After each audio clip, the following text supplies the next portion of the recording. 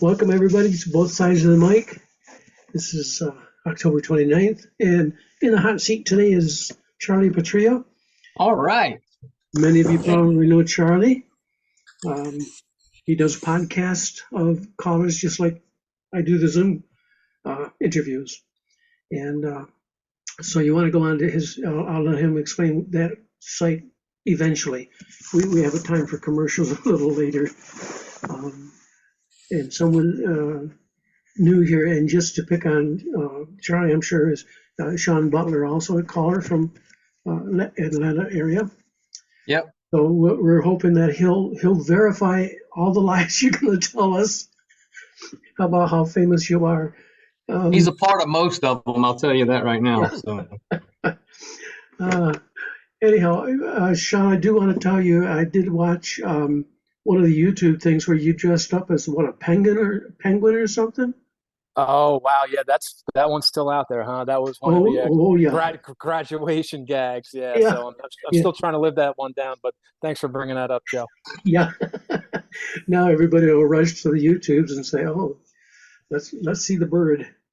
Okay. That's good stuff. Anyhow, my first question is always a very serious question, Charlie. It's funny to say. For instance, you two guys, anyhow, are newer callers compared to some of us. You probably haven't reached. Well, I know you haven't reached the 30-year mark yet. No. I'm looking at double that. Nonetheless, both of you have been very busy, but Charlie, you've been quite busy in doing many things. Yes, sir. Calling wise and getting out there, and like all of us when we were starting out, and in the walking stages, so to speak, of calling, just doing many things as much as we can, advertising, calling festivals, filling in everything we could think of. So my question for you, my first question is, first off, do you cook? I do cook, yes, sir. I'm from the South. I'm from Georgia. I have to cook. Okay. When and what was the last dinner or cooking thing you did? What was it? Wednesday last week, I won second place in the chili cook-off at my work. Oh my God! So I made chili. Made it with chorizo and 80-20 ground beef, and so I did that. Now that's really just crock pot slow cooker for the most part after you put everything together. I do a lot of grill stuff, especially you can do it year round in Georgia for the most part. There's a couple cold days, but I do a lot on the grill, any type of hamburger, steak, whatever. But yeah, I cook all that. My wife also is a amazing cook, so she does a lot of the actual in the stove stuff. So yeah. Good. Well, now we got the serious stuff out of the way, eh? Okay. See, I talk like a Canadian, don't I? Eh? Yeah, hey, sir.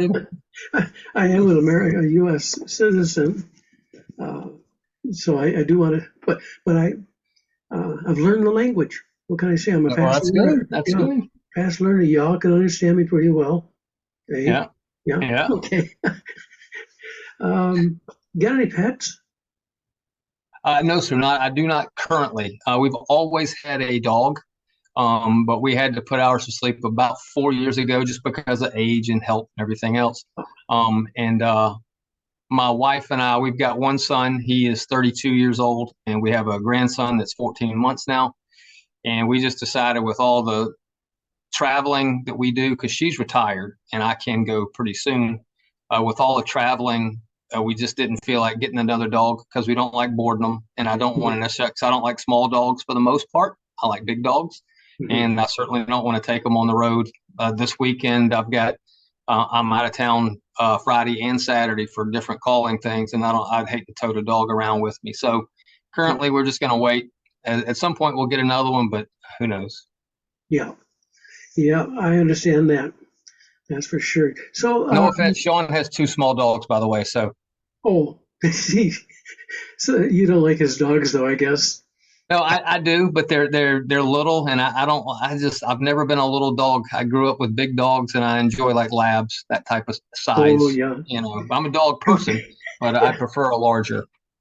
a goofy lab. Nothing Yep. better than a goofy lab. Yeah, Drool they're all a over lot of you. fun to be around. Yeah, they good personalities.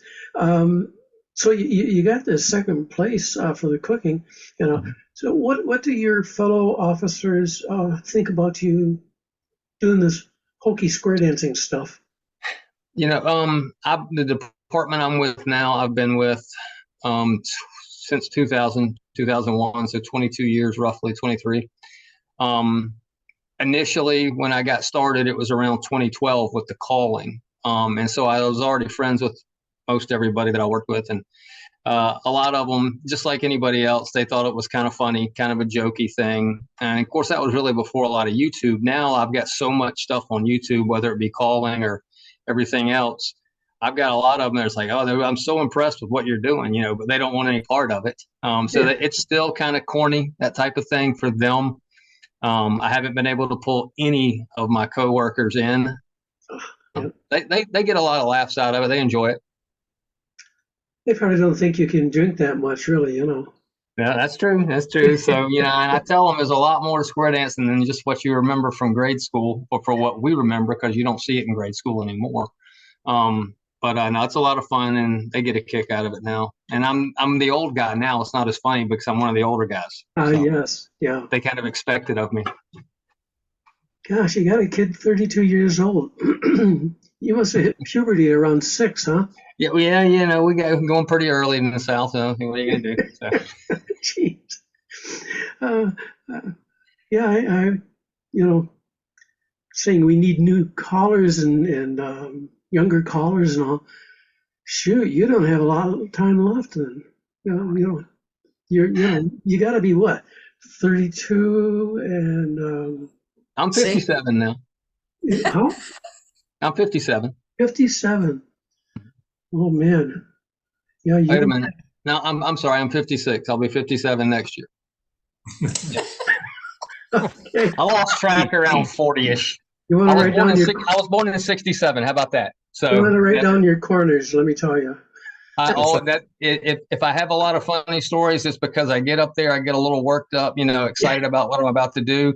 And right after I say, bow to the corner, bow to your partner, I'm just like, uh-oh.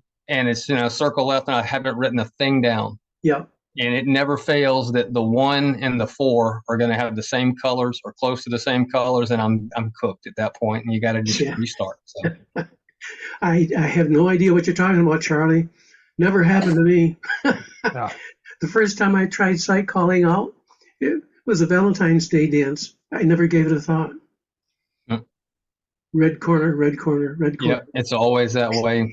Red right hand lady, right opposite lady was red. Everybody was red.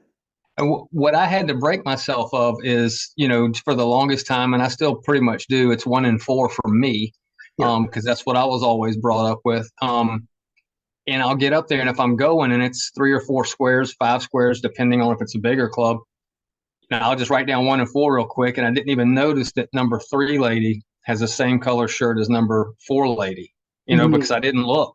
It's just, hey, watch your 1 and 4s, you're good to go.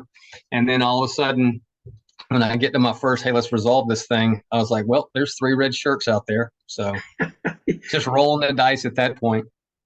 Well, that's when you do one of those figures where you say, find your corner. I mean it.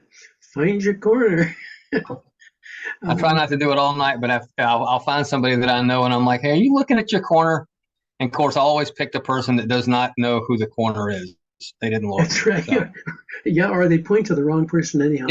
When I say bow to the corner, that kind of means look at that person for me.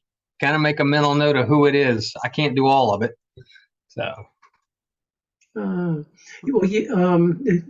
Kerry just put in that he always thought callers should have laptops with forward-facing cameras and just snap a photo of the square up. There are situations where you can do that. I don't have that on mine. I ought to work on it. But, I don't know how often he does it, but Travis Cook, a friend of mine out of Kentucky, he takes a picture with his phone and sets it next Oh, to him. oh, okay. He will do. He told me that's what he does on occasion. My problem is I don't have the right setting. My phone cuts off after about 45 seconds. So then I'd be messing with my phone trying to bring it back up. Yeah, But yeah, right. he actually takes a picture of most of the crowd, and that's how he does some of his site stuff. That's a good idea. Um, there are some callers that think that writing down the corners looks unprofessional, but you know what? The dancers do not care what you're doing. In fact, sometimes when they don't know what you're doing, they're all mumbling about what is he writing down. So yeah, I try to write down 2 or 3 squares just to be safe, and I don't always do 1 and 4 anymore. I find the most All right. obvious couple. Yeah. And go for that. It depends on where I am. If it's an absolute strange club to me, what I mean by that is like if I go somewhere in Florida that I don't go often, I'll go down and I'll write down the 1 and 4s. But if Yeah. I'm at a club, if I'm at Sean's club where I know 90% of his dancers, I'll go in and I'm like, I know who that couple is. If they're number 3, I'll just work off of 2 and 3 or 3 and 4. I'll just go based on who's there. But if it's a weekend thing where somebody brings me in and says, hey, I want you to do this tip for me, it's just going 1 and 4. I've made too many mistakes with tall guy, short woman because it just never works.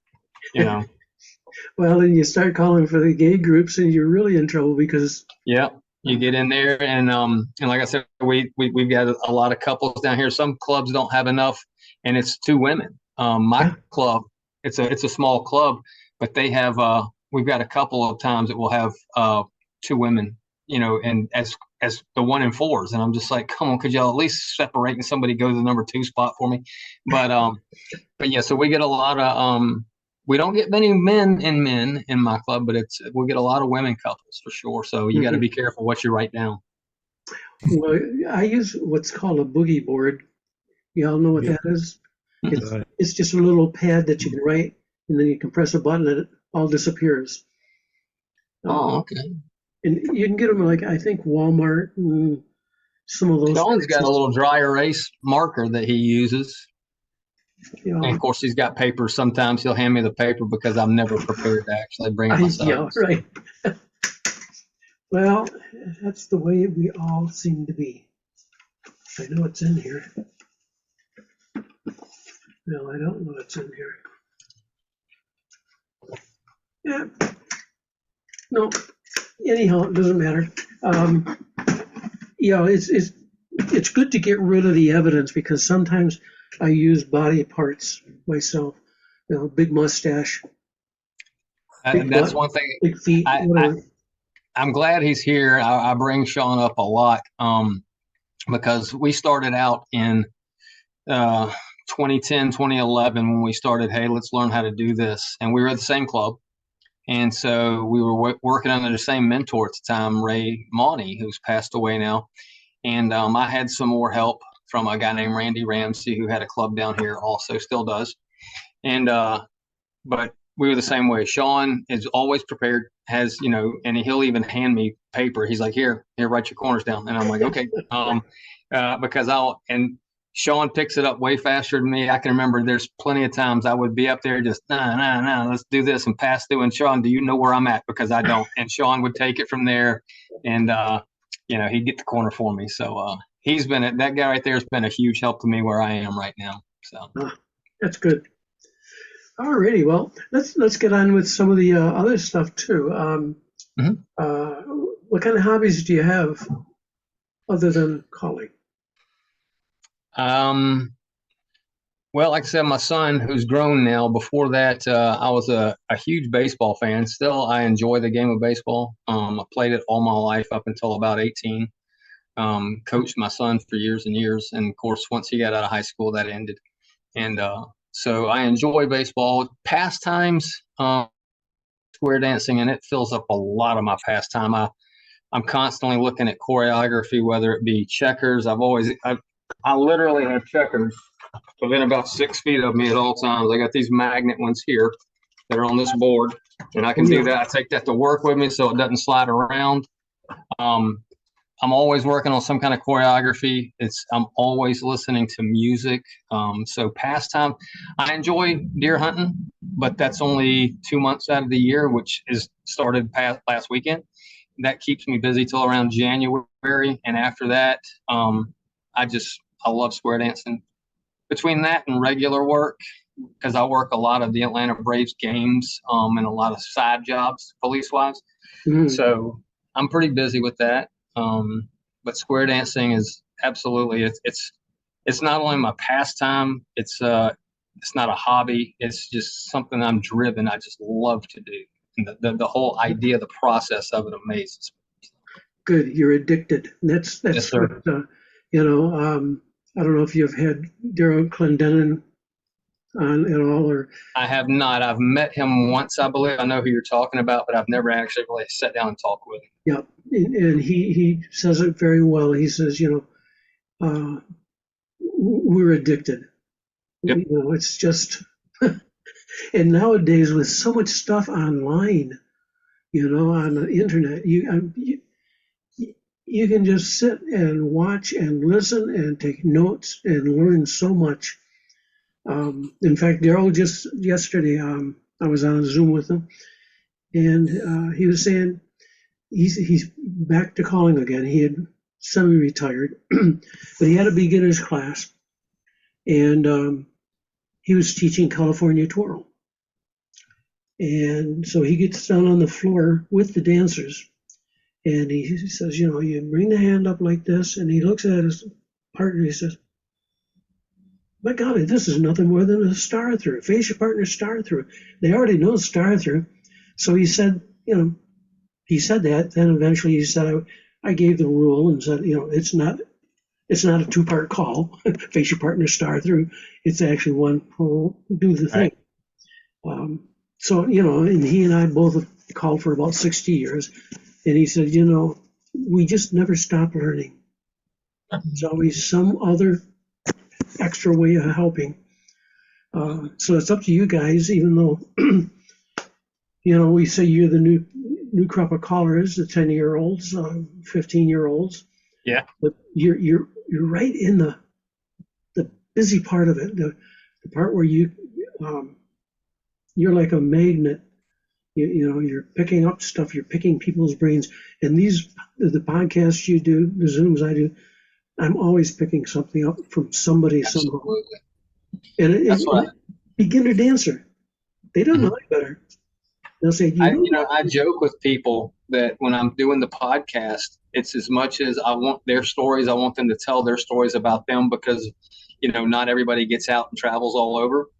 So I want people to know who they are and their stories, but I'm also looking for free advice. I'm looking for, tell me, I've started asking, hey, what's your favorite get out? And if you don't think I'm writing every one of them down, I absolutely am. Because I want to learn it. And I talked to Jet Roberts, who in my opinion is probably one of the best choreographers there is. There's a lot of them out there, but Jet is top level. And that guy told me that he works every day. He's doing some kind of choreography, whether it be checkers or something. And that is amazing. And I thought, I can't take a day off. I have to do something every day. And whether it be just listening, we have such an advantage, the callers now in the 10, 12, 15-year range, because of YouTube, because of Zoom, because of caller schools. Mm-hmm. I talked to Jack Pilates, who basically taught himself how to do it when he was in Japan. He didn't have people telling him, hey, do this, or, use your 1 and 4s. And, it was foreign to him. And some of the older callers, that there wasn't caller schools. It was just, hey, you had to find somebody to show you. So it's a big advantage for us right now. Yeah, I think when I started, there might have been about 6 caller schools, a couple on the East Coast, a few on the West Coast, a couple in the middle. But and it was very competitional in terms of Absolutely. they didn't want to tell that. you their secrets because they didn't want you coming in and taking their dancers. So I always moved into an area where nobody knew me, and I said I was a caller. So, they couldn't hide anything from me. They figured I knew it already. I didn't know Yeah, anything. it's and now luckily I didn't come along then. Everybody has told me that, like you said, very competition. There wasn't a whole lot of people saying, "Hey, is there anything you want to ask me? Do you want me to? Do you have any questions?" I mean, now I'll go to a convention, a state convention, national convention, Colorado, whatever, and it's just everybody's on top of you. Hey, you want to ask a question? You have any? You want my thoughts on this? Super helpful. Everybody's welcoming. I mean, I'm sure there's some that aren't. I've just not run Yeah, across them. So, yeah. No, no. The thing is, what goes around comes around. If you don't share it, they aren't yep. going to share with you eventually. So, what was one of your best gigs that you can think of? Um, I One of my most memorable last New Year's Eve. I was booked to do a dance in Macon, Georgia, which, if you don't know Georgia, Macon is basically the center. It's a little north of center, in the middle of Georgia. And good sized club. I probably had about 5 squares for the New Year's Eve dance. And the reason it stood out is the dance hall that they use on a regular basis it's a former all grade school. I think it's 114 years old. Wow. Original hardwood floors, one room, schoolroom, gigantic, huge raised up stage. And for those who haven't met me before, I'm about 5'6" on a really good day. So when you put me on the floor with dancers, and my number one dancer, man, is always 6 foot tall, and I'm just like, hey, I can't see anybody past you. Sorry. I'm keying on y'all for this one. So it just had a high stage, amazing floors. The sound was fantastic. And so that one really stood out to me. Most memorable was that one. I've gone to uh, the Pride RV Resort last year with Tony Oxendine, and that dance hall, that floor is just amazing. And so the New Year's Eve stands out the most. And any dance I ever did at Kennesaw with Sean, those always jump out to me. But yeah, the one in Macon, Georgia is number one for me right now. Okay. How about embarrassing things that happen on the mic? Well, with about 10 years of doing my own dances and all, there's always forgot to write the corners down, wrote the wrong color shirt down. And it happens, and it's happened to every person on the screen, I can guarantee you. I write the corners down and I get busy talking to somebody, and hey, are you ready? Let's go. And my number 4 lady has decided to step off and let somebody else take her place. And so I'm calling along, and about 45 seconds to a minute into it, I'm like, all right, let's get out of this. And I'm like, where's Linda? Why am I not seeing her? And then earlier on, I would go on a fishing expedition, and then I'm just trying to find girls trade, girls circulate, boys trade. I don't know where anybody is. So that's probably it. Just little mental breaks to where you're just like, they told you before when you're going to college school, just quit. Just tell them to go home. Be done with it, instead of fishing, because you can see it in the dancers. They're like, what is he doing? And I'll tell you another thing too, embarrassing. I have one of the first songs I ever did, and it's still my go-to, is Jambalaya. I don't know what record label it's on. Really good upbeat song. Love doing Jambalaya. And I did it for so many times, so long. First couple of years, my wife said, please get rid of that song. Please be done with it. And so I did. I put it away for about 3 years, and I broke it out one night, and without practicing it, and I'd forgotten the hooks and every part. I didn't know what the singing part was. And so I'm just up there humming along to Everybody Knows My Favorite Song. And I'm just like, Thibodeau, something, Pontineau, Yeah. Alamand Swing. So it's the little mental mistakes that always get me. Well, if you lose your corner, if you're able to get people back with their partners, by the way, you can get them back in their partner lines and pass to wheel and deal. Center to make a right hand start to your corner, element left. and there'll be sequence, and everything works out. But the problem is, many times the dancers don't remember their corners either.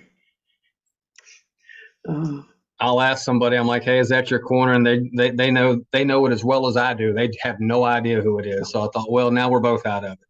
I love it when you say, is that your corner? And they go, yeah, no. And they start pointing, here. But that's just it. Again, I'm standing on the floor and I'm below shoulder level of some guys and they're all pointing in different directions. I'm like, I don't know who you're pointing at. I don't know what that means. Right. Can you all kneel down for a while? Give me a shirt color. I'll go off with the color, I guess. I don't know. Well, I'm relatively short too.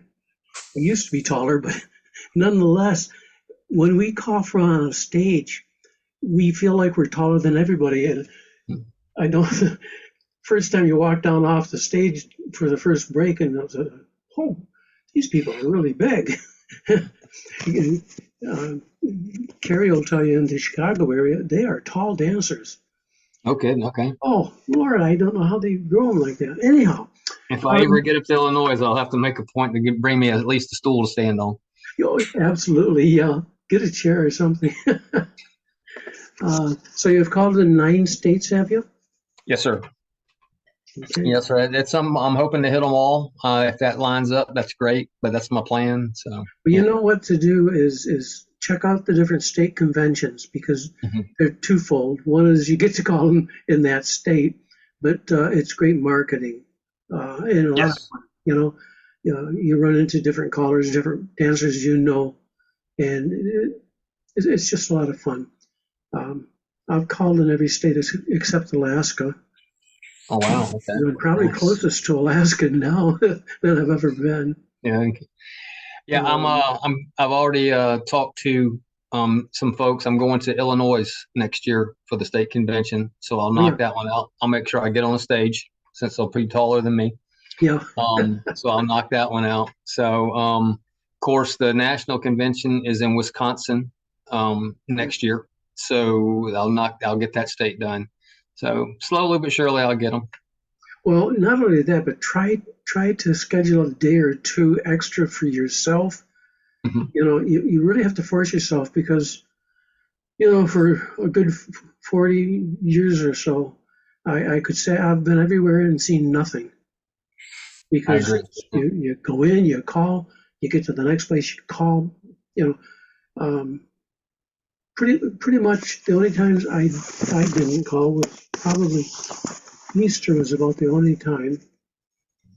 Easter and Thanksgiving, I guess. Otherwise, it was like when you go full time, you go full time. Once you get going. Anyhow, what's your favorite call? My favorite call is Relay the Deucey. Good for you. Yeah. And I just love, again, standing on a stage. I love seeing the way it flows, the way it works. When you've got a couple of squares that can really do it well, I just like the movement of it all. Well, it's one of the best timed calls there is, isn't it? It is. Everybody, if they just dance it, they're all busy all together. One of the things that got me into the calling thing was at a festival one time. This was back when we had a lot of squares. The War Memorial in Syracuse, New York, and it was full. So when they did the Grand March, they came up in rows. Of course, they started up one couple, then 2 couples. And they got to a point where they were coming up in 64 couples at a time. So you know how big it was. Anyhow, I was up in the bleacher seats. And the caller, after the announcements, the caller came on and he called Headley right circle to the line, pass through, Wheeling deal, double pass through, and then cloverleaf. And let me tell you, all of that cloverleafing, Awesome. it just blew my mind. I thought, I want. It's like being an artist when you call. It is. You make those patterns, so it's really great. So, what superpower would you choose if you had a choice of superpowers, like brain, X-ray vision, or able to leap tall dancers in a single bound, faster than a speeding corner? Yeah. Oh gosh, I don't know. I guess it would be strength, super strength. Um, Incredible Hulk. Okay. You know, See, I guess a lot of people would say fly, but once you get to where you're going, what good is flying at that point? So, it's the journey, man. It's the yeah, journey. so yeah, it'd be great to be able to fly or run fast, but that's not really going to do a whole lot once you get there. So I would like super strength. Oh, I picked super memory so I could remember my corner Yeah. and all the calls on the list. Oh, Lordy. I So, would like to be able to tell 30 seconds into the future. That way I would know exactly where the corner is going to be. oh, And that's then true. so the power of premonition. How about that? So Okay. That sounds pretty educated there.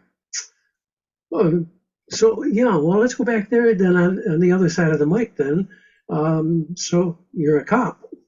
You you arrest people who did, put them in jail, huh?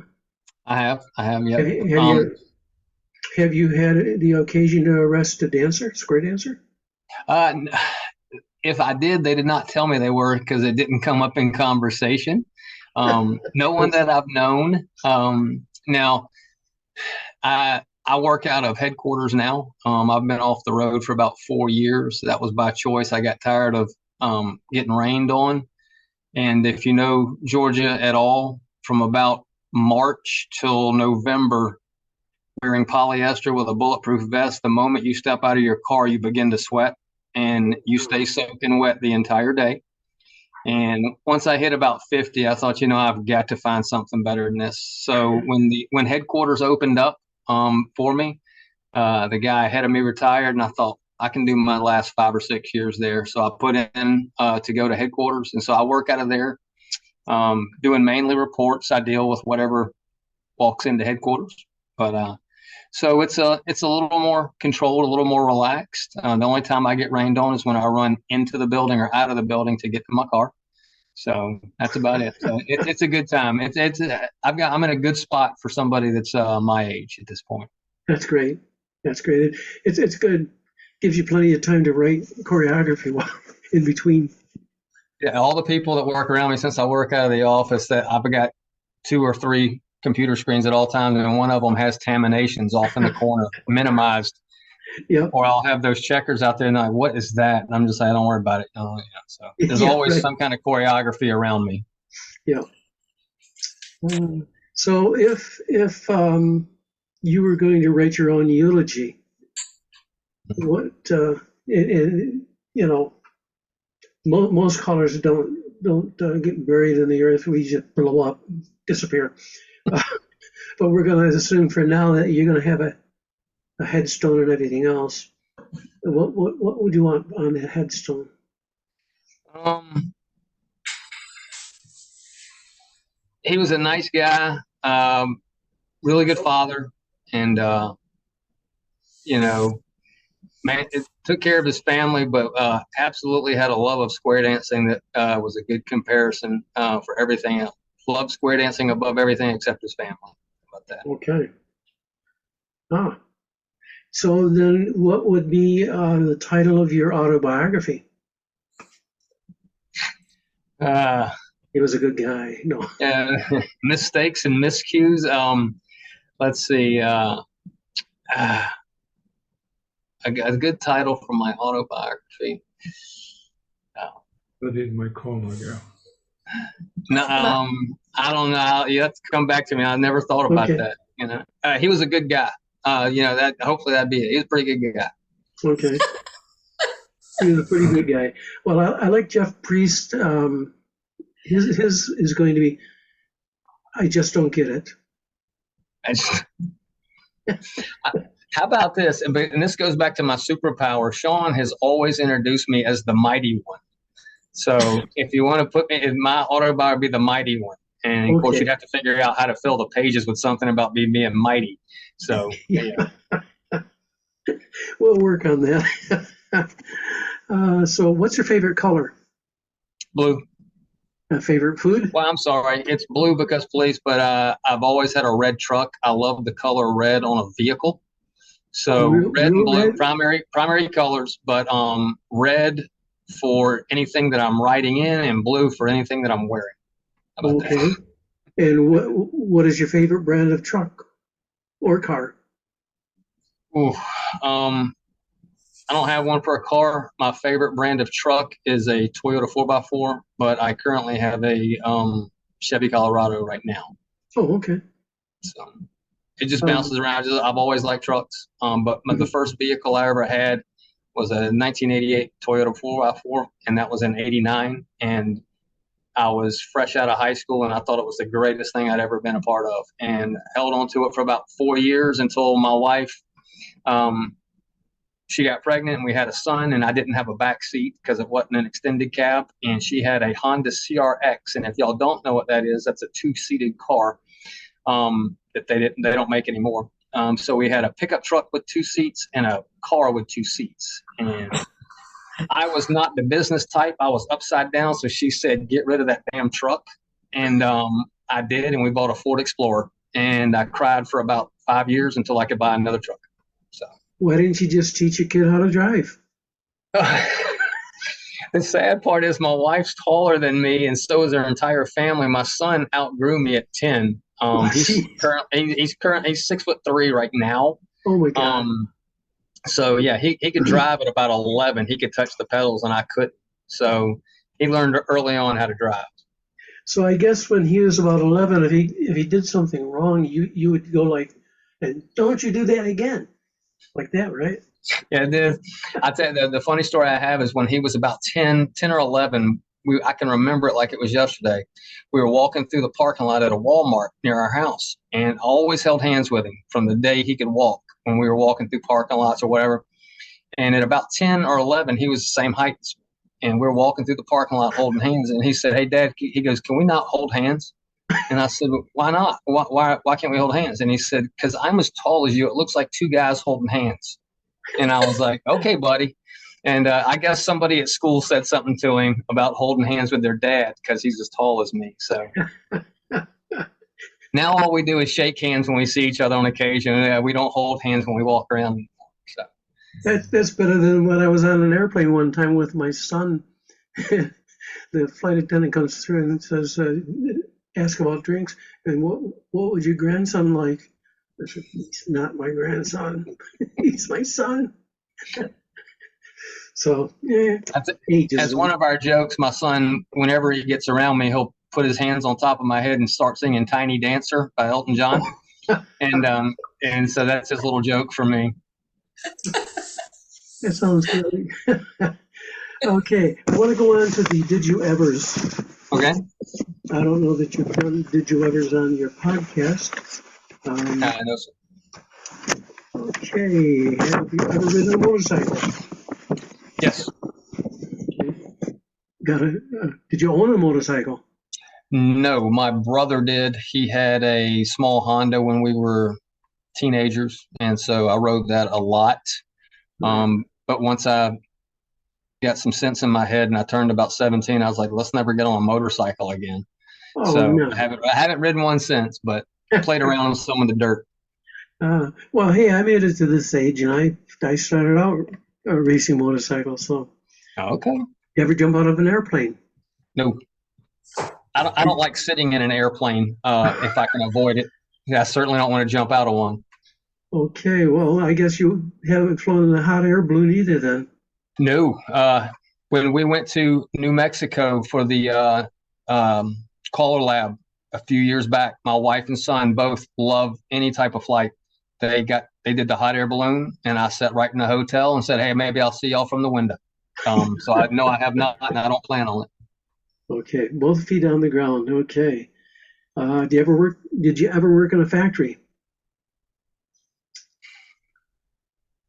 No, when I was 18, I worked at a shipbuilding company, Lockheed, out of Savannah. I learned how to do all of the tasks. What I mean by that is welding, pipe fitting, every other thing you can possibly do. I learned how to do it, didn't learn how to do any of them well. And my dad said, you are not the type to work with your hands, buddy. So they decided to put a job in police work for me.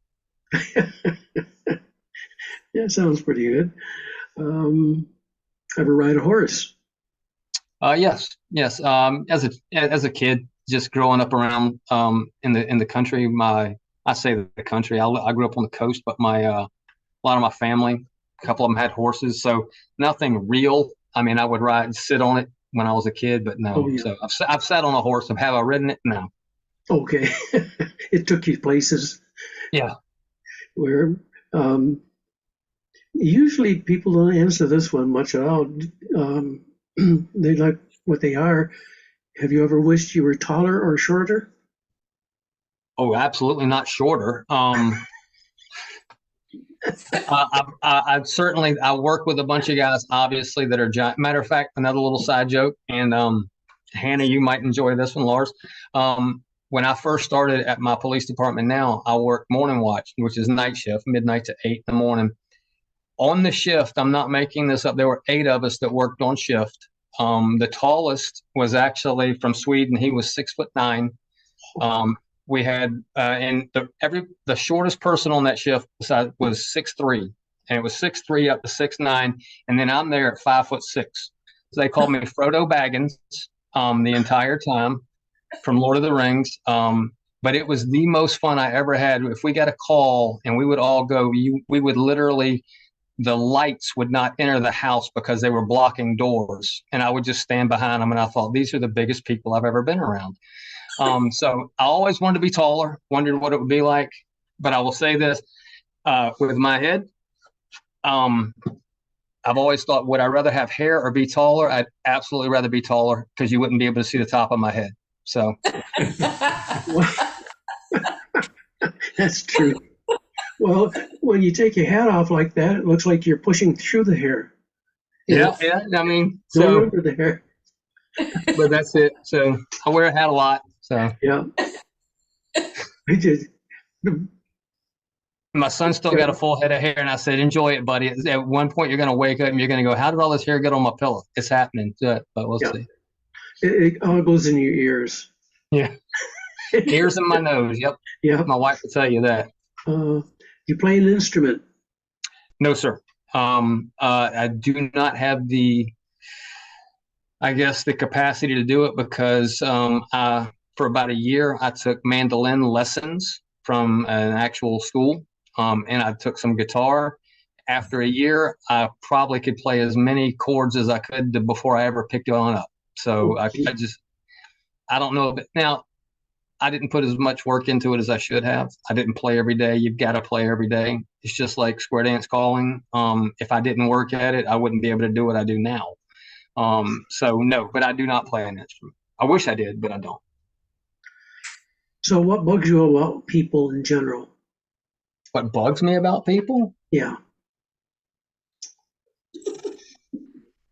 Always being ready, having a piece of paper and a pencil to write down your corners. Oh, sorry, Sean. Yeah, I right said here. that. I tell you what, when I retire, I'll answer that question for you, but I'm going to hang on to that while I'm still employed.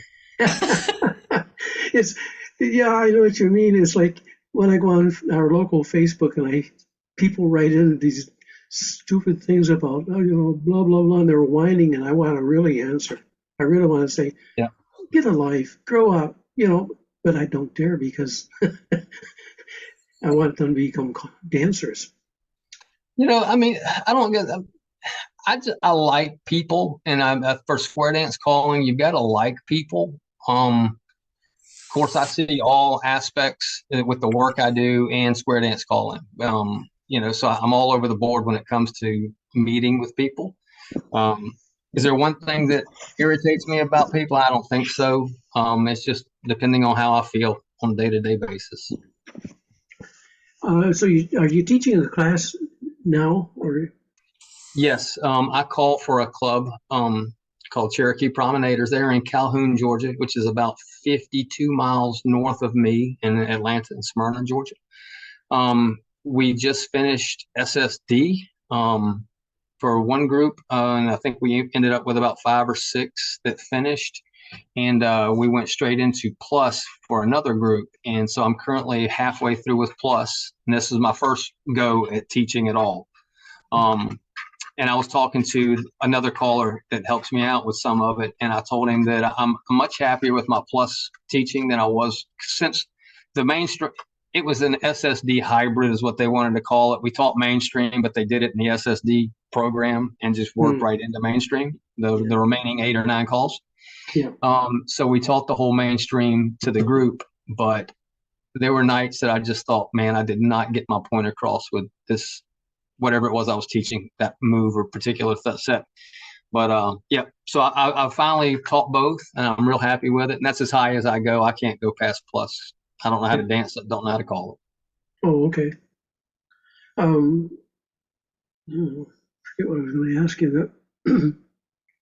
Oh, are you constrained? Do you have a time constraint with the club for teaching the SSD mainstream? No, the way our club works is we dance every Thursday, and our typical dance is 7 to 9. And since we dance every week, we just do our class from 6 to 7. So we don't really set a weeks or months to get it done. It's just, hey, do as many as you can tonight. Next week, review, do as many as you can. So, because we've got really good students in the group that we're in, we don't have an issue with them, hey, I got to be gone for 3 weeks, because, and me and Sean have talked about this, you'll get somebody who'll come in, take 3 classes and say, hey, I'm out of town for the next 3 weeks. Can I just come back? Yeah. We don't have the numbers to say no anymore. You used to, when you had 12 squares and 6 of them were students, you could say, no, you just come back in 3 months when we start again. Mm-hmm. But when you have 7 students, you can't tell one of them, no, you can't come back if you're going to miss 3 in a row. So we don't really have a time constraint. When somebody comes in, we're like, hey, we need you to be here every week. And so far, we haven't had an issue with that. So time constraints, no, not right now. Yeah, no, that's good. Too many clubs do, they want dancers. Mm-hmm. Although a lot of that has changed tremendously over the years. I think many clubs now are more for the social aspect, and dancing is just a vehicle to socialize from. Yeah. Some of the callers I've talked to, it's so funny, depending on where you are. It used to be when I was just a dancer, when we were doing, and we down in Georgia where we are, we do rounds and squares in between. And I know some people do, some people don't. But you would all see the people who didn't round dance. We would be standing on the sides of the floor when the round dancer was about halfway through her last song. Yeah. But as soon as it was everybody hit the floor, you got to where you were going, got to your square, got everybody together. Now I spend 6 minutes at some clubs. I'm like, all right, this is the second tip. Let's go. This is plus. Give me another couple. I'm begging people to get out there. I'm like, what did you come for? Yeah. I get it if you're tired, but this is the second tip. So you have to coax them out sometimes. And that's it. That's at conventions. But yeah, it's more social. Yeah. And yeah, it's about them having fun. But we shouldn't have to work so hard to fill up a square on the second tip. No, that's for sure. I just let the music play, and I figure, hey, they're paying me. I can pay me for standing around. That's okay. But I talked to who was I talking to yesterday? They were telling me about. I never had the opportunity to meet. Gosh, ask me the next question. I'll remember the name in just a minute. But they said his reputation was he would get up there. He never said, "Hey, I need a couple." He would just drop the needle and go. And it was just like, you get out here and we're dancing, and that was that. Can't believe I've forgotten his name now. Texas. Gosh. Texas. He was from Texas. Marshall Flippo. Oh, Flippo, yeah. How that name escaped me, I don't know, because I talk about him on a regular basis. I never had the opportunity. I met him at one caller lab about 4 years ago, the year before he passed away. Yeah. Literally said, hello, nice to meet you. And he was passing through. So I never got to be around him, but they said that he got up there and he would just drop the needle. But then again, people would run to the floor when Oh, he yeah. would take the mic, you know. Yeah. Yeah. A true entertainer, you know, there's certain callers that just do that. They're like a magnet, which is too bad we can't get a vaccination for that kind of a personality trait. So anyhow, tell us about why you started doing podcast interviewing callers, Okay. and a little bit about that. Okay. And I tell most of the callers before I get on, before we start recording, uh, last February, the club in Atlanta, Hotlanta Squares, they do a regular weekend every February, and they bring in callers from wherever. Last year it was Ted Lizotte, Tom Miller, and Sandy Bryant, and we were all sitting around, and I couldn't go to the dance. And I said, hey, and I know Ted and Tom very well. And I said, hey, I'd like to come pick y'all up, take you to dinner. And so I picked them up. I'd never met Sandy Bryant before. I'd heard of her through internet, what have you. So the three of us, I picked them up in my truck, and we went to eat. And we're sitting there, and they're just telling stories. And it was some of the funniest stories about, mishaps they've had, other things. There's a story I don't put out yet because I haven't talked to the people about it yet. But I said, you know what? Friends of mine, other callers that don't get out, that don't know Sandy Bryant, that don't know Tom Miller. These are some of the greatest stories ever. So I thought, how do I get other people to hear about this? So, I was like, hey, why not? Thinking about, I'd never done a podcast. Hey, let's do a podcast. I talked to Sean a couple of weeks after that. Hey, man, this is what I want to do. I'd never used Zoom before over COVID or any of that.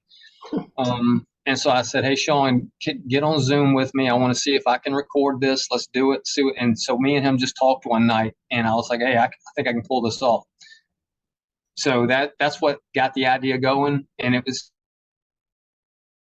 around, tell me about you as a caller. And then I thought, well, wait a minute, since I'm calling it Square Dance Callers Talking, why not talk about Square Dance? Hey, what are you? Are you a memory guy? Are you a site, caller?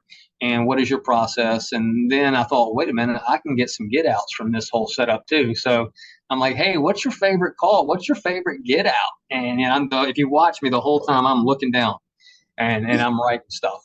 So that was it. I just wanted everybody to hear the stories and bring funny stories, things like that. I've heard a lot of them, and some of the stories, if you've got a chance to watch any of mine, the stories about Major League Baseball and with Vernon Jones talking about playing catch with Nolan Ryan for a baseball guy. I mean, I had no idea that was coming. Amazed me. And Tony Oxendine talking about his car careening and going off of a mountain, going to a dance. And I thought, Jesus, and we almost didn't know Tony Oxendine. None of us, so that's it. I just want everybody to tell their stories. And so my plan is to do it once a week for as long as I can, and get everybody out there. Very good. Very good. Yeah, I kind of did the same sort of a thing. I was watching Jerry Seinfeld's Comedians in Cars Getting Coffee. You know what? We ought to do that for callers. So many dancers don't realize, they think that as a caller, you arrive at a dance, you call the dance, and then you disappear.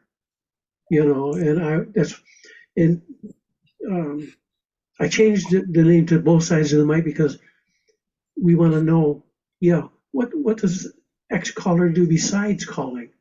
And it's amazing what some of these guys do, some of the gals do. Besides, I mean, some of the women are way more adventurous than us guys.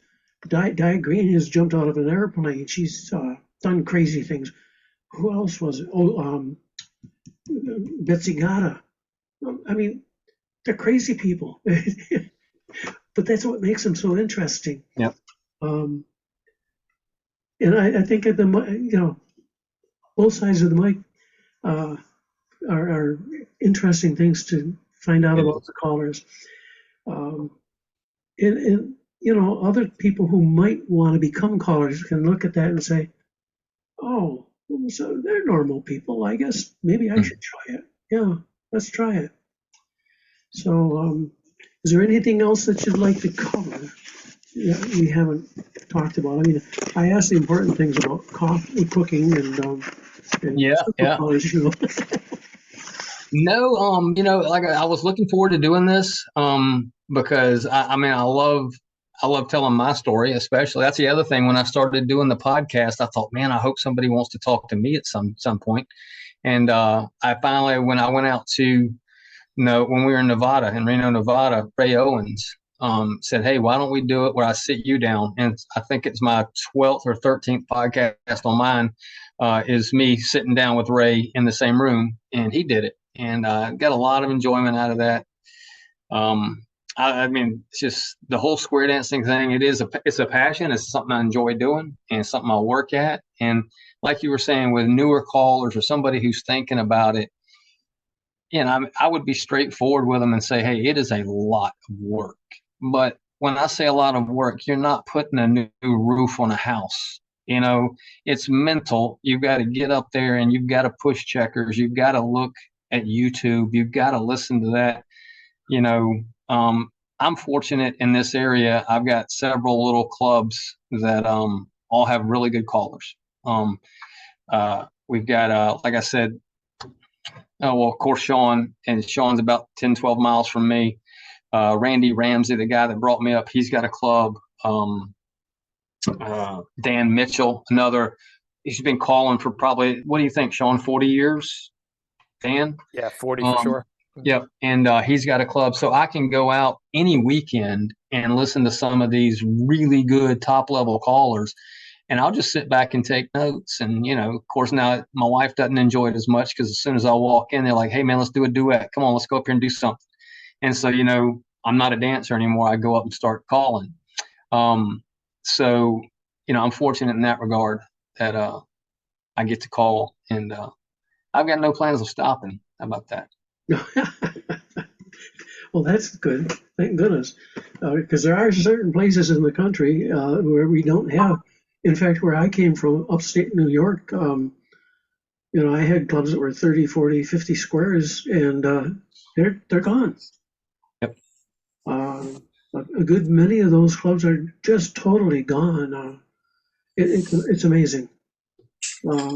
Yeah, they talk about some places come back or coming back, that type of thing. I don't think it'll ever be the numbers. I started dancing in, my son is 32. We started dancing when he was 3, took lessons. Tim Mariner taught me to do mainstream. I'll tell you how far back, and that's 29 years ago. Wow. And I remember back then I said, hey, man, can I learn how to call too? And so he gave me a cassette tape with his singing calls. He said, go learn these, and when you learn them all, come back and we'll do it. And of course, after he finished lessons, it wasn't his club. I only saw him sporadically. And of course, 29 years ago, I was not taking time to learn anything. So, I listened to it, but we started doing that 29 years ago. And, 12 years ago, it was 11 years ago, I just decided, hey, let's do something more than dance. So, yeah, no, that's good. So how did you start? Singing calls? Yes. Started singing calls, and I keep going to him. I'm glad he's here. But one night I heard Sean talk to Ray Monty, and he said he was talking about learning to call. And Ray said, I will email you some modules. And I was good friends with Ray also. And I said, Ray, what are y'all talking about? And he said, well, Sean wants to learn how to call. And so I'm going to send him some modules on email for him to learn and stuff like that. And I was like, man, I would love to do it too. So I was just out of the blue. I didn't know that you could go to a caller and ask like that. And so Ray would put me up every week to do a singing call. He would do the pattern. He would say, hey, go learn he would give me a record. I bought some records. Go learn a singing call. And me and Sean and a couple other guys who didn't keep it going, we had a square at our club president's house at the time. She would put a square together every Sunday, and we would go over there. And everybody's wearing their socks and in their living room on carpet, And I would get up there and I would do probably the worst patter you've ever heard. And I would do a singing call, and Sean would get up and he would do not exactly the worst patter, but not great patter at any means back then. And so we both, but at dances, we would do singing calls. And that's where jambalaya came in, to the point where my wife said, that is a crutch. You've got to get rid of that damn song. And because I feel like I do it really well. But she was like, you're a one-hit wonder. Everybody talks about how great it is. Do something else. So, yeah, I did singing calls for about a year. And then Ray said, do you want to do patter? And I said, sure. And so I thought, smarter than these guys, I'm just going to write this stuff down. No worries. I learned that really fast, that I wasn't a good student. So there's no way I'm going to stand up there and read and know where I'm at if I look away. So a lot of mistakes trying to look up and then realize, and that's how I learned to sight call, if you want to call it that, without using modules. I would look down and think, oh God, I'm lost. And so I would look up and I'd find a couple that I knew and kind of roll the dice on who the corner was. So that's where we started going. So yeah, singing calls for about a year and then playing with patter. And I've been doing patter for about 10 years now. Yeah. Well, that's great. I think that's the way many callers have started. Mm-hmm. At any rate, well, one of the questions I usually ask is, are you an optimist or a pessimist? Is it a glass half full? And I would say, everybody would know you're an optimist. Absolutely. Which, there's nothing wrong with square dancing. There's nothing wrong with people. We've just got to, it's like they say, build it and they will come. Well, there's one little thing missing. Build it. Tell them you built it, and then they will come. Get out there. I'm looking at going into the bars where they do line dancing, mm-hmm. and doing just everybody in a big circle left, circle right, star left, star right. They don't know any better. If they're having a good time, that's all that matters. And then make sure they know that you have an activity where they can do just the square dancing, and where they can go up afterwards and have their drinks. Mm-hmm. Yeah, I mean, it's not the best excuse in the world, but with saying, hey, today's time is different than it was 20 years ago. But it is, because square dancing, the lessons, regardless if it's SSD, I don't care how you approach it, SSD, mainstream, whatever, it is a commitment, 12, 14, 16 weeks that you have to do on a weekly basis. There's no way around it. And unfortunately, we are just not a society that's built for that anymore. Unfortunately, I mean, you really have to want to do it, to commit for. And that's the hardest thing. And all of y'all who've taught one class know this. You go out, you recruit, you do everything. You walk in there, you got 20 people, let's just say on a good night, 20 people, students ready to go. And you have to have that talk where you're like, all right, for the next 14 weeks. And they're like, whoa. I thought we were going to learn square dancing tonight. And I was like, yeah, not tonight, And so immediately you're going to drop a quarter of your class just because they didn't realize that you were talking about something they've got to do every week. Yeah. And I've been in a couple of angels where I was an angel for some classes where the lady that I was working with, she said she had no intentions on dancing afterwards. She just thought it would be fun to learn. So they take, 12, 14, 16 weeks of class and you never see them again. Mm-hmm. So it's just, and that's a rarity for them to go that far and then not come back. But, you lose, I don't know how else to get around, hey, this is going to be the next 14 weeks if you want to do it. So I just booked 2 one-night parties in December for non-square dancers. And, I'm going to do a lot of the circle stuff and all that. So, and I'm certainly not going to go out and recruit. Everybody I've ever talked to says, do not go out and recruit for these corporate parties. It's a church. It's a large church that wants me to come on a Monday night and a Tuesday night for non-dancers, 90 dancers each night. And, hey, can you teach them square dance? I said, I absolutely can teach them about 12 square dance moves, and we can have fun for an hour and a half. Mm-hmm. So, yeah, I don't know how to get around getting more people out because you've got to commit. So, Well, you do have to commit, but you if you have the time, it's good to have part of the activity be those non-committed dances. For instance, here in Cochrane now, I'm going to be starting in November with some dances. Um, I went on Facebook and I've been talking about it. I've gone to the senior centers, stuff like that.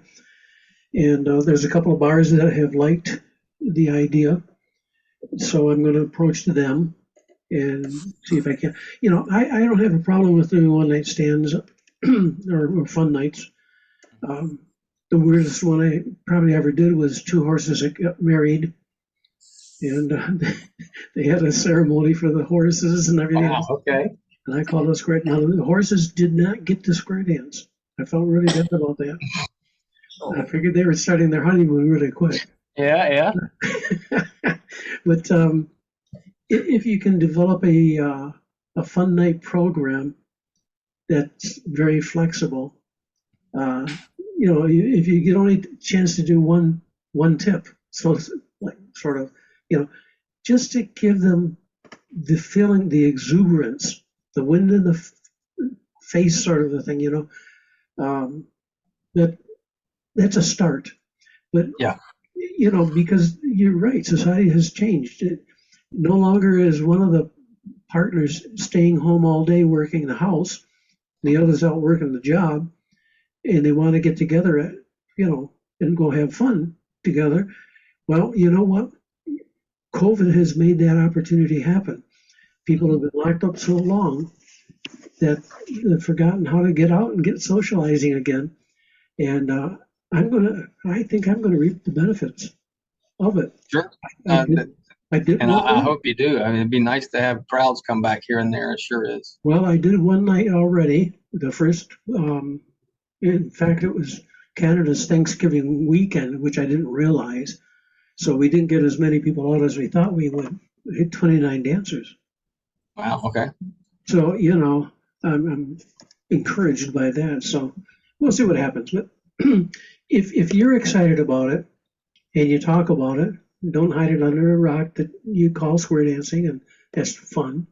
Yeah. It's a great activity for people that are partners, but you don't have to be a partner, of course. Yeah.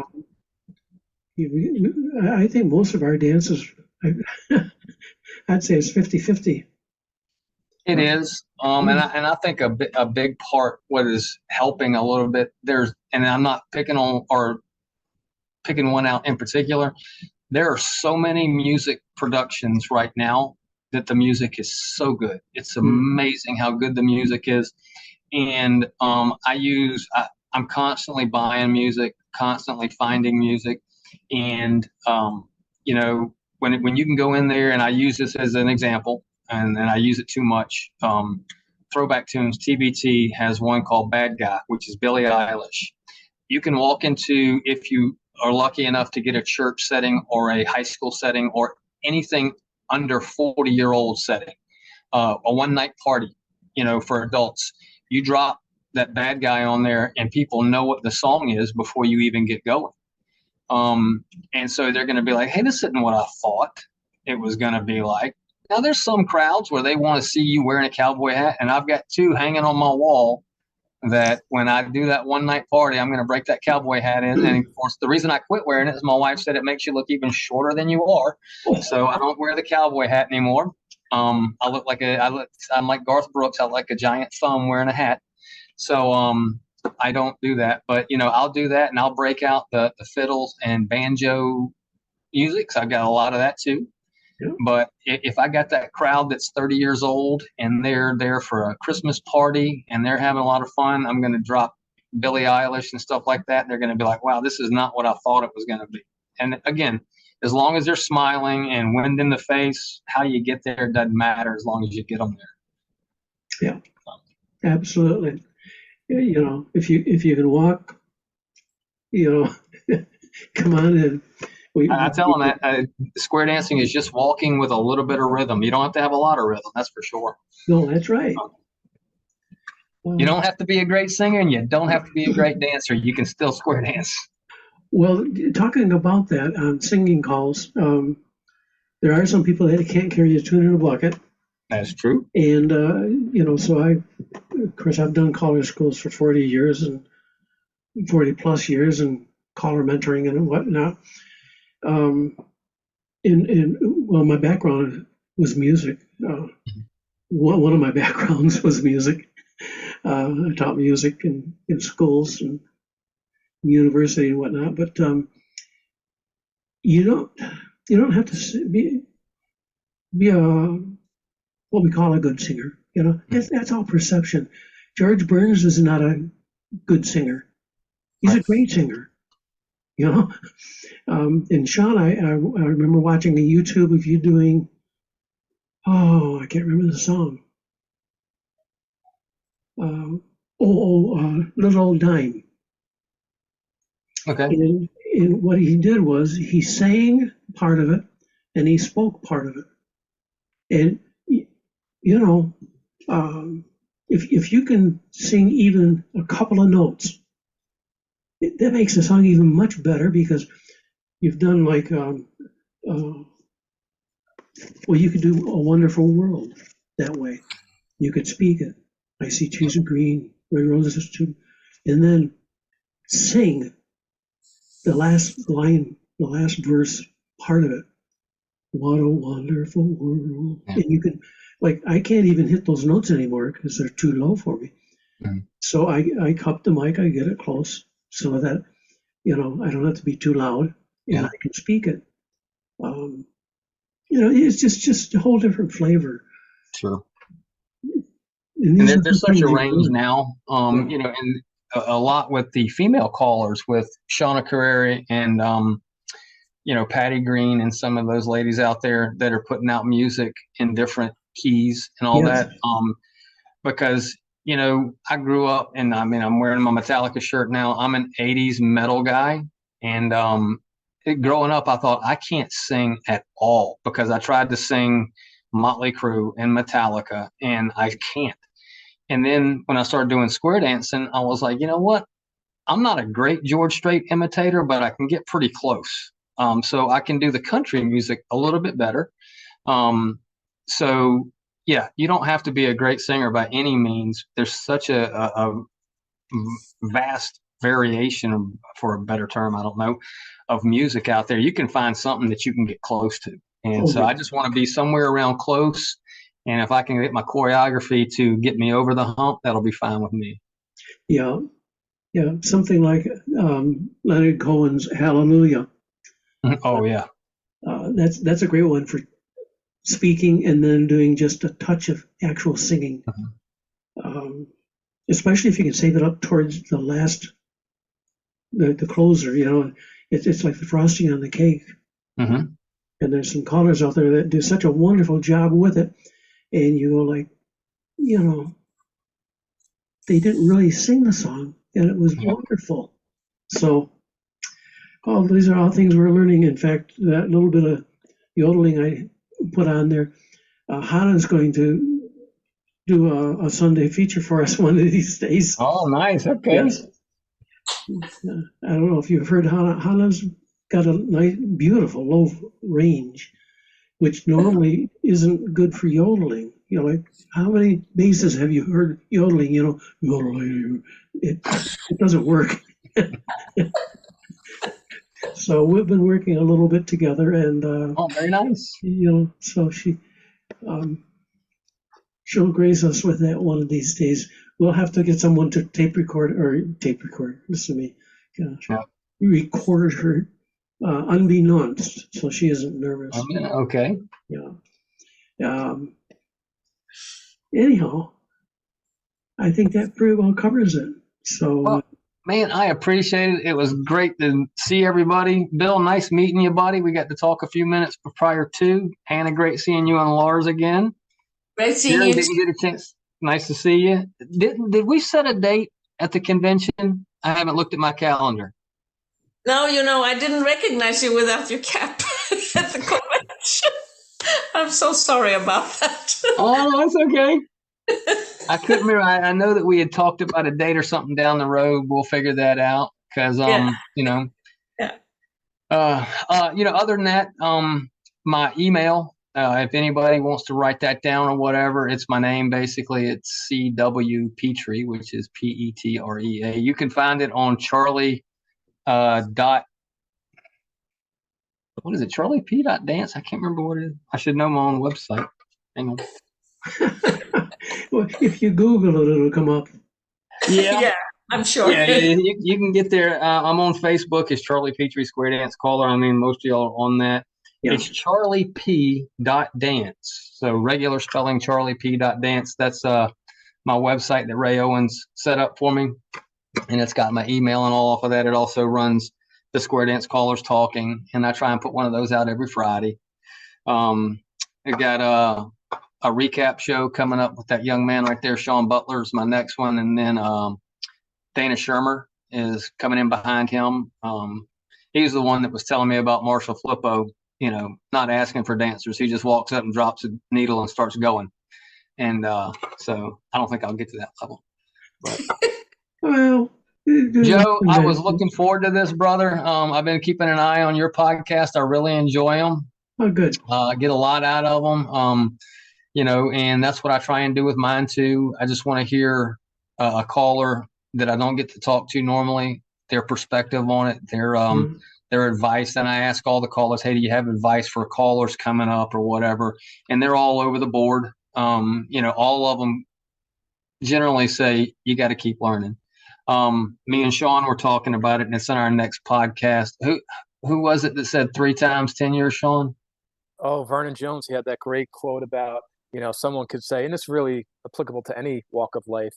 Oh, I have 30 years of experience. Like, do you really, or do you have 10 years of experience repeated 3 times over? Right? Just that whole theme of continuous learning. I thought that was wonderful advice. Yeah. Yeah, So I'll look for that, and it's a lot of fun. Well, normally Steve Potter comes on from Texas, and he says that same thing. He says, he's been calling for 30 years. He's got 1 year of experience. Someone else that I was thinking of. Oh, I was hoping that Brian Clark normally is on here. He's from Vancouver, and he's quite a brain on choreography. It just comes naturally to him. He can call the most. Yeah, I've texted with him a few times and talked a few times. I'm trying to set up a podcast with Brian, and sit him down. And again, I've never had the opportunity to actually meet him at a convention or what have you. Yeah. Since we are so far apart. That's the other thing with this. I'm trying to meet everybody and get out there. So. Yeah, absolutely. Because you're going to find that you click with certain people better than others. But Brian is good on the singing calls too. In fact, he does karaoke. I saw he was at a karaoke contest a few months back, or a few weeks back. Yeah. Yep. What a beautiful job he did. Because the one was here in Calgary area, so I met him down at the show, and he did. I don't remember the songs anymore. He does a lot of Bublé, but he did. Oh, nice. Okay. He did Bobby Darin's version of He's a Clement. wonderful singer and caller, but he doesn't call anymore. Well, he is. He's getting back into it. Is he? Because I started to learn A2 with him, and he was magical and funny, and then said, "I'm not doing this anymore." Wow. Yeah. For years. So I'm glad to hear he's coming back. He's a funny guy. Okay. Well, very definitely. In fact, he gets around a lot. He did Bobby Darin's version of Clementine. Nice. For the Okay. karaoke. What a beautiful job. Oh. Yeah. He's a good voice. And he normally comes on these. In fact, yesterday I was talking to him. He said, "Well, I'll see you tomorrow." So something must have come up. Well, he had a house full of kids. He does have those. And they must have stayed over. Yeah. Anyhow, so our next. I have a question. Oh, okay. Yes, we've got to do that, don't we? Yes, Go ahead, Anna. Well, Charlie, so what is your favorites get out. Everybody get your pencil ready. It goes back to my favorite. It really is. This, yeah. You don't have to write this one down. It's very easy. From a corner box, it's relay the deucey and spread to an Alaman left. My favorite. It's super, and it's super simple. Now you have to make sure you've got a floor or a square that understands spread, because some of them don't. And the first time I tried that at my club, they were like, "Oh, you can't spread from there," and I was, "No, you absolutely can." So the way I work it in now is I say relay the deucey, and they start going, and right as the ladies catch that last time for the 3/4, I was like, "All right, ladies, when you get done with your 3/4, I want y'all to spread to the outside, Alaman left, and right and left grand or wherever they are at that point." But that's it: relay the deucey and spread to an Alaman left. Yeah, I'll try it tomorrow. Okay. So if you see a want ad in the papers and on Facebook, caller available, we'll know that it didn't work out so well. Hey, Charlie. Yes, sir. You were talking earlier about when your squares kind of go into a cluster, and you just don't know where you try to have them find their corners, and they don't even know who their corners were. Mm-hmm. I had a get out. I used to use it all the time. But I just got the guys into a star promenade, Mm-hmm. and pick up your best looking girl to square. You better pick the right one there. And they used to get a charge out of that. But that was my get out of there. But yeah. Gotcha. Okay. Very nice. Or you can just stand up there and say, "What did you do? What did you do wrong?" Yeah. I worked for 3 hours on that one sequence there, and you blew it. I wrote this down, and I pushed it 4 times with checkers. It worked just fine on my coffee table. I don't know what y'all did, but besides I stole it from Sean, and he said it works. Yeah, I watched Sean do it on YouTube, and it worked just fine at his club. So, anybody else have any questions? Anything? Okay. Yeah, I was just going to make a comment when you were talking about, the dancers, they come and they don't realize just how long they've got to be dancing. We used to have, I'd love to be able to do plus, but I've never been able to have a teacher to teach me plus, or even have a group that is up to the standard to do plus. Mm-hmm. But one of our Australian callers that has passed away in 2019, she always used to say that you had to do mainstream for 2 years before you can actually be up to doing plus.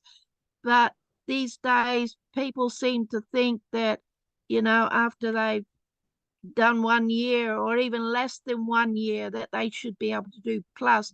Do you find that 2 years is too long to do mainstream before you can get into plus, or what would you suggest? You want me to take that one? My thoughts on that are this: it depends on how much you dance.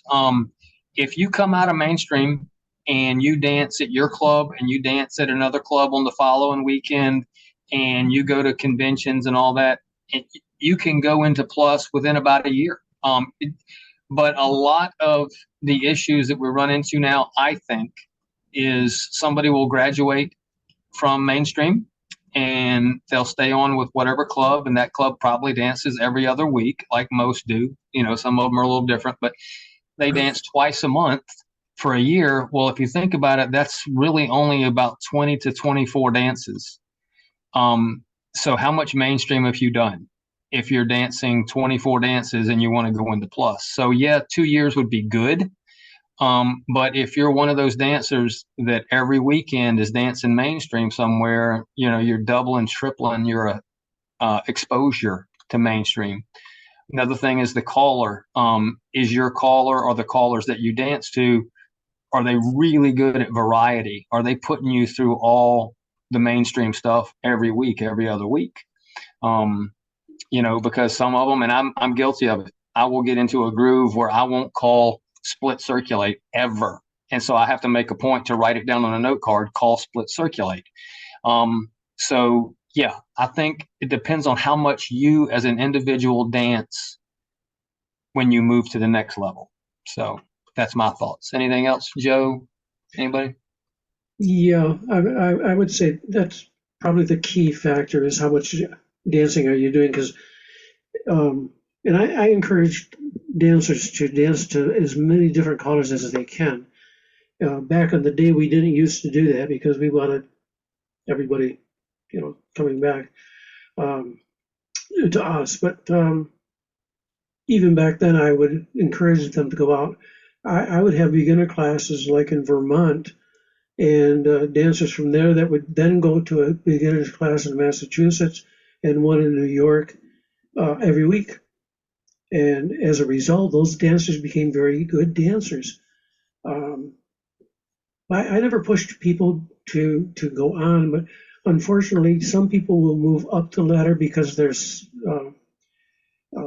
don't necessarily fit socially. They're either very shy or they just aren't socially acceptable, maybe. So they kind of move up the ladder and say, well, I'm just as good as so and so, I'm going to go on and become a better. If I can do C2, I'm a better, I must be a better dancer than everybody else. Well, no, you do it for yourself. As far as I'm concerned, is how I got into challenge was because I love choreography. So you just, again, you go out and you study. I would, when I first came back from overseas, I went to 3 different callers every week and watched them. At the same time, I was teaching my first class. Well, it wasn't my first class, but my first class since getting back from overseas. And from each one of them, I would learn so much because just watching, half the time they'd make you get up and dance, which is really hard to take notes and dance at the same time. But I don't encourage. In fact, part of my leadership is to have the angels not talk about the other levels and say, "Oh, wait till you get teacup chain. You're going to love teacup chain." Don't do that to those poor people. Agreed, man. Talk about the calls they're going to encounter at the level they're at, and say, "Well, dive through. You haven't seen anything till you've seen dive through. It's great. Oh, touch a quarter. Wow." In fact, another thing is these clubs around here, we dance mainstream and plus. So if you only know mainstream, you're not dancing half the dance. So some dancers want to move up so they can dance every tip. Huh? So it's really, and like you were saying, it depends on your caller. Are they capable? I've been, I can dance to some people. The mainstream, they can almost make it too tough for you to dance because they're so good at it. That goes back to some of the SSD. I've danced to some SSD guys that I was like, SSD, I don't have as many moves and all that. But you get the right person calling SSD, and it can be as rough as or not as rough. That's a bad word. It can be as challenging as if they're really good callers. So, yeah, it's a lot with your callers and what do you want to do with your dancing? Yeah, it's in fact, you can take out of the first half dozen basics and stand people on their ear if if that's your point. I had a club one time where the first night there, square up front, guy looks up at me, he says, "We can dance anything you can call." Well, I took the needle back up off that record. I said, "Okay, but here's the deal. If you guys can dance the first 6 calls I call, and it will be from the 50 basics," and this was a plus club, if you can dance successfully up to the 6 calls, I will buy everybody here dinner. They said, "What? And if we don't?" I said, "Then y'all chip in and you buy me dinner." And they didn't think that was too fair, but they wanted to do it anyhow. Yeah. So I had them walk around the corner, seesaw their partner, go back to the corner, do-sa-do. And then I called star through. Well, you know what they did? They all went back to their partner after the do-si-do. I said, you owe me dinner. I said, what? I said, where do you end up after a do-si-do? You end up facing the one you do-si-did. Go look at your corner. You do-si-doed her, make her an honest woman. Start you with her. I said, I never did get that dinner, by the way. Oh, God. But, you know, I mean, I remember going to festivals and conventions as a dancer and dancing to like Jerry Haig and Deuce Williams. And these guys were so good at hash. And you did, if it was supper time, you wanted to eat your supper right there in the same square if you were having a good time. And hot hash back then was not just fast dancing. It was regular speed, but the calls are timed, closely timed, and any position, any formation, which we don't do that much today. As far as hot hash, if any of y'all know, I'm sure y'all have heard of him. Paul Hensey out of Tennessee. His hot hash is it's another level. It's unbelievable. And I've danced it a lot to him mainly. Paul Hensey is just his hot hash is something else. It's like you said, hot hash is more than just calling as fast as you can. It's got to flow. It's got to look good. You assume you want to get back to the corner, which is the first goal, obviously, every time, or resolve. But yeah, so yeah, hot hash is more than just, hey, how fast can we go? That's what I do. So I'm not very creative with it, but I have a lot of fun with it. But yeah, Paul Hensey, and I'm sure there's plenty others out there.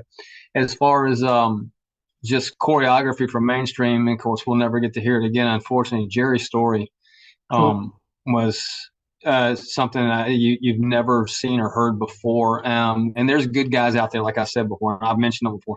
But Jerry's story, there was a showman, and just patter mainstream levels. Okay, how good a dance you think you are? He can break you down if he wanted to. He didn't do it, but just fantastic mainstream. Yeah. It's funny because you mentioned Jerry's story, and the person who probably would have been Jerry's story's reincarnation was Dick Jones. I heard of Dick Jones. Okay, and Dick didn't have the greatest singing voice at all, but boy, could he sing! Oh, just amazing. And same thing with Jerry. The first time I heard Jerry was on a tape, and I thought, who is this farmer? He sounds like a farmer, you know. But holy smokes, get up and dance to him, and you won't say farmer then. In fact, if you want a really good recording of him and Tony, is their duet "Little Devil." Me and Sean have gone round and round about that. It is as good a song as you'll ever hear. Yeah, fantastic, "Little Devil," and you can see Jerry working he's working his head off to keep up with Tony because Jerry's got the hard part, really. Yeah. And that was a fantastic matchup when it happened. Tony's such a phenomenal singer, record guy, music producer, and Jerry with just the showmanship and the choreography. I mean, I don't guess you can't put two like that together on it could happen, but it's rare. And it's just plain natural. It's not. It doesn't look made up or anything else, so it's great. Well, I'll tell you what, we've got at the end of November, whatever that date is, the 26th, I've got Kip Garvey coming on. Okay. You did Kip, didn't you, Charlie? Yes, sir. A couple weeks ago, Kip Garvey. Yes, sir. Okay, and I think that might have been part of why I talked to Kip. I knew Kip way back when he was a kid, Kid Kip. And some of the things he said on your podcast ring a bell for me, and I thought I want him to talk more along those lines. He's just, again, such a smart guy, you know. Oh yeah. Beautiful voice, still a beautiful voice. Oh Lord. And I will tell you, Jet Roberts sent me a text and said he listens to a lot of my podcasts, and he said, "Hey man, just listen to so and so podcast. You really need to talk to Kip." because I didn't know Kip. I'd never met him before anywhere. And I said, hey, man, shoot me his text or send me his phone number and I'll set it up. So that was a true pleasure getting to meet somebody like that. Another reason I do the podcast, because, being in California, I've got no reason to see them unless they're at a convention, unfortunately. So awesome guy. I love talking to him, and I'm looking forward to you talking to him. Yeah, that's super. Okay. Well, thanks, everybody. Joe, I appreciate it. I appreciate all y'all coming in. Hannah and Lars, good to see y'all again. Bill, nice meeting you. Sean, of course, as always. Carrie. Joe, I appreciate it, brother. Hey, I'm looking forward. I'm going to put this up as one of my podcasts in a couple of weeks because I get lazy and I won't record my own. And like I said, I'll give you a call, Joe. I want to set one up where it's just me and you going at it on my side. Okay. And sure. We'll do mine, and we'll kind of go from there. All right. Okay. It's awesome seeing all y'all. I appreciate it. Y'all have a good night. Thank you. See y'all later. Thank you. Thank Hey, you. Hannah,